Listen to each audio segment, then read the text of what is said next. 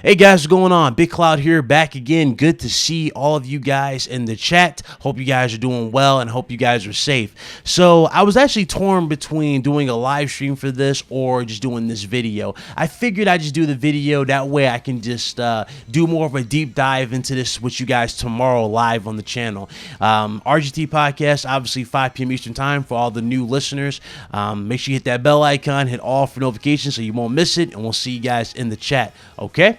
So let's go ahead and get into this, man. PlayStation 5, man, this system, well, what can I say about the system in terms of the reveals and how information has been dropped on the internet? One thing is for certain, it's definitely not necessarily on par with what we got with PlayStation 4. PlayStation 4, we got the reveal in February with the controller and, of course, specifications, and pretty much Sony was ready and had everything planned out.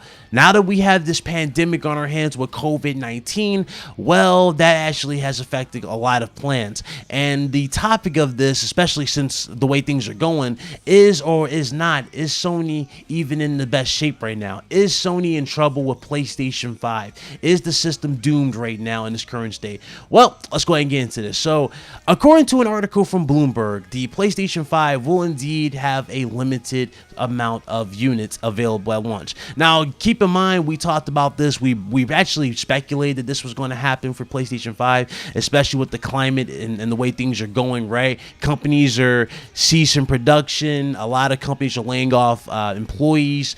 WWE, one of the biggest entertainment, one of the biggest entertainment businesses out there, right? This damn company just laid off 30% of their roster. I kid you not. Yesterday, there were like 13 or 14 members of the roster that were released from their contracts. That is pretty damn big. UFC has canceled all its events so far until things stabilize out here in the world. Of course, COVID-19 is definitely showing its effects on the country, and it continues to go. And we don't know, we have no update on when this thing is going to stop. We have no update on any progress in terms of, how this stuff's really going to play out. We really don't. It's all pretty much doom and gloom at this point. It's crazy how it started off as like a small, that's not going to do much, to an ongoing fear, right? To now is pretty much putting us in a depressed state. What happens after depression, guys? Anger. It's going into that realm right now. That's how bad the economy is right now. So according to the actual reports, obviously to get back on track, according to the actual report, Sony is looking to make around 5 or 6 million units at launch for the PlayStation 5. That's going to be their limited supply for the system. Now, if you compare that to the PlayStation 4, back in 2013, the PlayStation 4 sold 7.5 million units in its first 2 quarters. So they'll be a little behind, but of course, it's understandable. 5-6 million, that's fine. However, what was the most interesting take from this was the fact that game developers who've been creating titles for the system have actually come out and stated that, or not really come out, but they are stating that the PlayStation 5 could very well be in the realm of $500 to $550 US, and that Bloomberg's Bloomberg's intelligence, Matthew Canterman, believes that the increased component cost is pushing the price required for Sony to break even. So that's what's going on there. They even go on further and they believe that the market, especially with Microsoft releasing in holiday 2020 the same as PlayStation, is going to lead to both of them taking a price, pretty much taking a price hit on the actual system. I do think they will do that. It makes sense. I've said it numerous times, especially if you go back to my video where I talked about the PS5 back when the rumor was 9.2 teraflops. I kind of figured that probably would be the case they will go for that particular model. You strategically put that to $400 and you have some bangers. According to it even further though, it looks like Sony's very confident in their launch games, so I'm not worried about the games end. I think we're good on the games end when it comes to PlayStation 5, right? But it's just a matter of how things are going in the world. But to make things even more interesting, according to the whole COVID-19 situation, that actually affected the PR plans, including the DualSense reveal. That's right. According to this report, DualSense was actually rushed. It had to be hurried out due to the fact that they were fearing leaks for the actual controller because they were ready to go. However, they didn't know, I guess they didn't have an actual window of when they were going to release this stuff.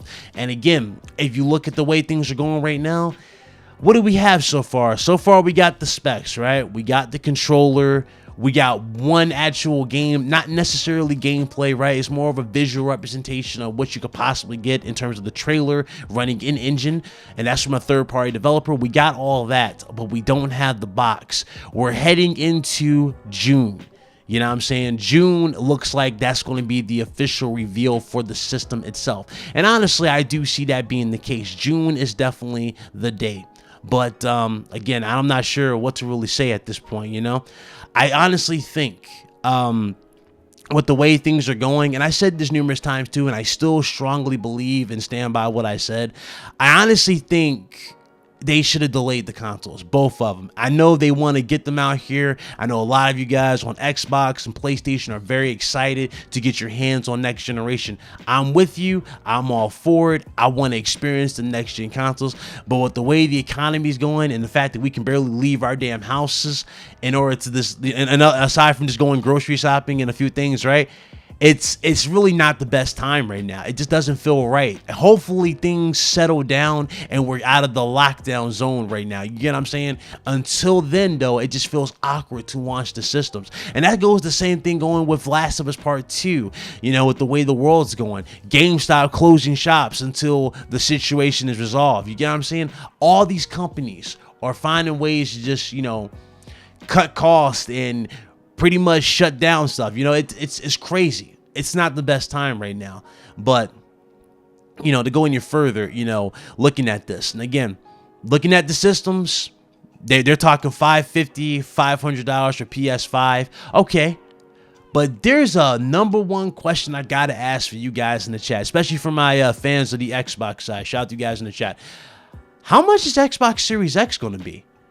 I mean, granted, you guys already know PS5 is not more powerful than Series X. Series X does have beefier Eternals, right? It does have beefier Eternals.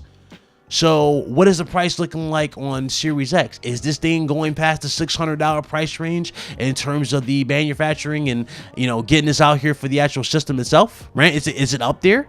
Because remember, Microsoft has Lockhart.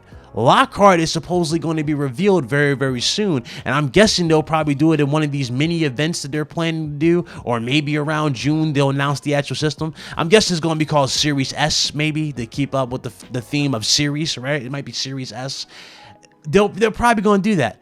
But how much is Series X right now in this current time? Because what it looks like, Sony's more likely going to be in the middle of the price range, right? And Microsoft's gonna have a low, super low end model here. But how much is Series X? These are questions we got to get answers to.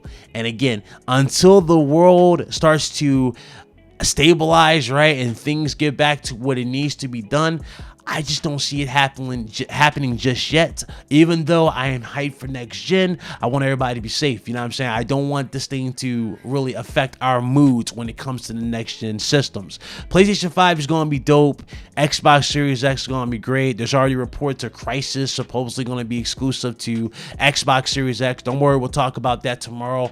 But that's actually a big deal for them, so that's good. They're actually showing they got some stuff being worked on. I saw Jet Set Radio Future again. I'll talk about that tomorrow, but I saw that trending on Twitter.